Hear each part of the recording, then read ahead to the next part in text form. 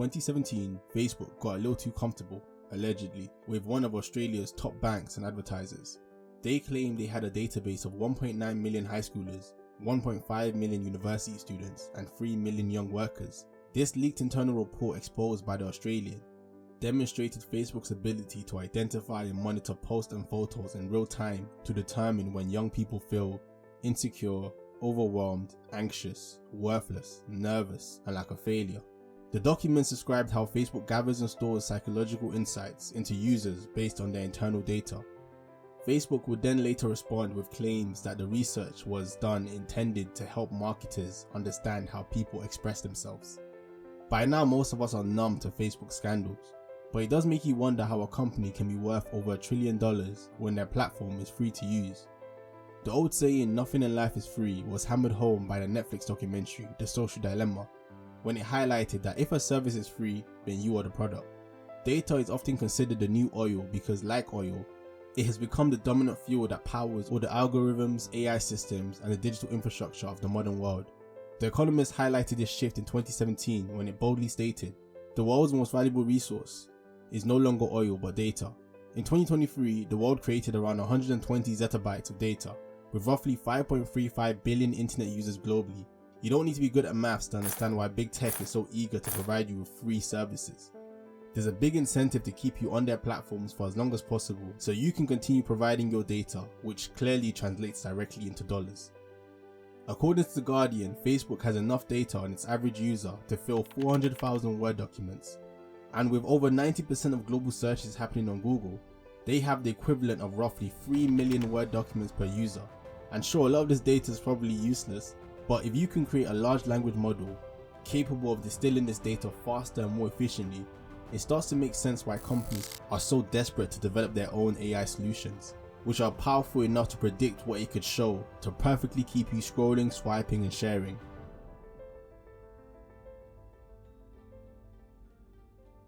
In ancient times, post the agricultural revolution, land was the most important asset. The elites would hire workers to cultivate their land in exchange for food and protection. Then machines, factories, and oil took the spotlight. The elites built factories on their land, transforming them into money-making machines, increasing their wealth by producing and selling goods. Now in the 21st century, data is the new king. Are you looking for a way to slash the cost of your medical expenses? Boring. Growing up with cable TV, sure the ads were annoying and random sometimes, but at least it would be a random product that you could just laugh off and know that you'd never buy anyway. But now, big tech is actually capable of analyzing our data and then serving us the ads that are sometimes so personal, it's almost like they can read our mind. Everything that we do online now is monitored. Every like, swipe, and scroll is tracked. They know what videos we watch, what news we click on, what products we search for. This information is then all compiled and fed into complex algorithms that are capable of determining what content to show us next. Big tech now has the precise profile of everything that we do online that can potentially influence our spending habits. Sometimes we end up buying things that we didn't even know we needed, until it magically appears in our recommended items. The digital ad market is a duopoly, with Facebook and Google taking 57% of the market share in 2023. Every dollar spent on digital ads mostly goes to them. This data is valuable because it makes marketing more effective. Instead of generic ads, companies can now tailor ads to you based on your online profile, giving them a better return on investment. Big tech is incentivized to develop increasingly persuasive techniques.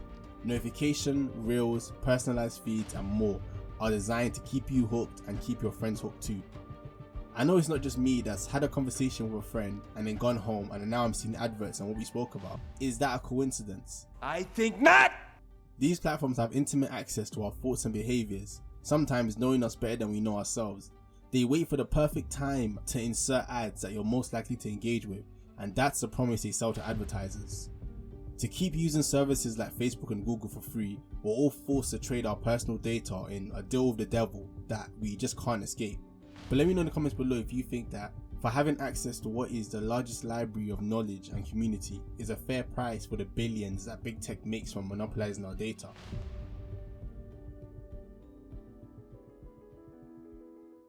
Big tech has undoubtedly improved our lives, but at the cost of trying to get us hooked on their product.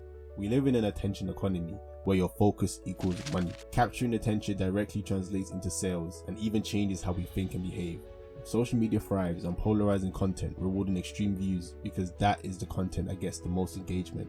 With more information and choices at our fingertip, there are unprecedented demands on our attention. Netflix, Disney, YouTube, Twitter and Google are all in a battle for a slice of your 24 hours. And unfortunately, this constant bombardment can lead to overstimulation, lack of focus, brain fog and even depression, as you compare yourself to those that are seemingly living their best lives. Personally, I'm the biggest hater, and just knowing that mindlessly scrolling pays for Zuckerberg's new plane, that is enough for me to cut down on my social media time. But it is alarming that the creators of these addictive platforms that extract our data don't let their own children use them. I can control my decisions, which is I don't use this shit. I can control my kids' decisions, which is they're not allowed to use this shit. A study by the American Academy of Pediatrics in 2018 found that children from lower income families tend to have significantly higher screen time, leading to reduced ability to focus for long periods and other developmental challenges. In the future society, there is a real danger of distraction inequality. Once you understand social media companies' business model, it's clear that their interests aren't aligned with ours. So ask yourself, is this serving me or am I serving it?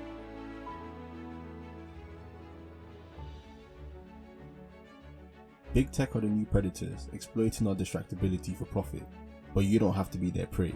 If you have long-term goals, it's crucial to reclaim your focus.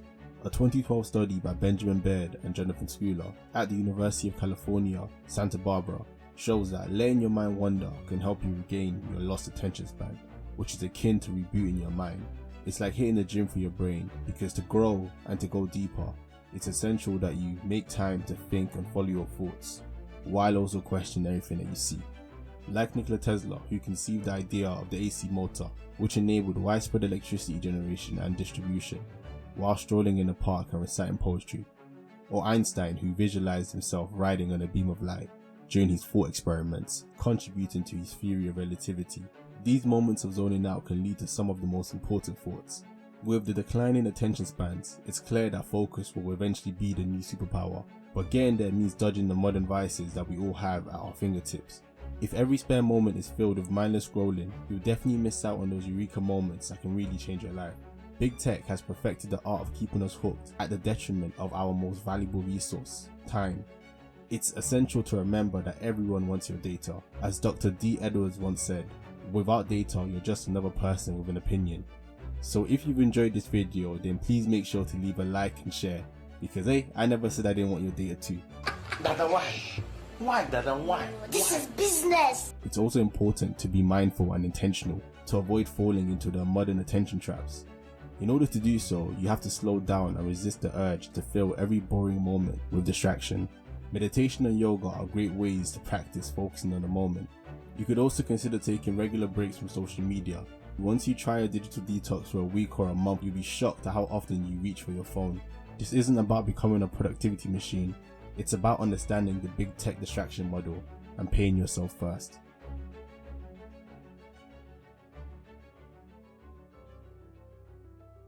Every piece of content ever created, including this video, is designed to hold your attention for as long as possible. But hey, I'm just trying to keep you entertained here. We all have endless options, unlimited articles to read, unlimited videos to watch. The modern world is like an all-you-can-eat buffet for your brain. But ultimately, life is a sum total of what we pay attention to. Traction and distraction both come from the same Latin root, which means to pull.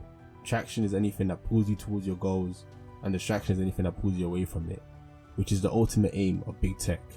No matter what algorithms these companies have, we have the power to plan ahead, because in the moment it's too late. So if you want to take back control, start questioning how much time and data you're providing to these platforms. Could that time be invested in yourself, your hobbies, your real life connections? Because in the end, it's your life and your attention, so make sure it's serving you. Making content like this is my way of occupying my mind and continuing to remind myself of my goals. But do whatever works for you. That could be post-it notes, notifications on your phone, anything that keeps you reminded of what you're ultimately trying to gain. It's a dynamic process, and one thing I've learned in trying to enact habits in my life is understanding that it doesn't happen overnight. Sometimes you have to start small and build up, and that's okay, as long as you're consistently becoming 1% better each time. So if you'd like to join me on this journey of healthy growth through the lens of technology in the 21st century, please subscribe, and if you haven't already, leave a like and comment below. And if you're still here and you enjoyed this video, then I think you'll really enjoy this one, where we discuss how the spread of the printing press and the spread of knowledge through the masses changed the world.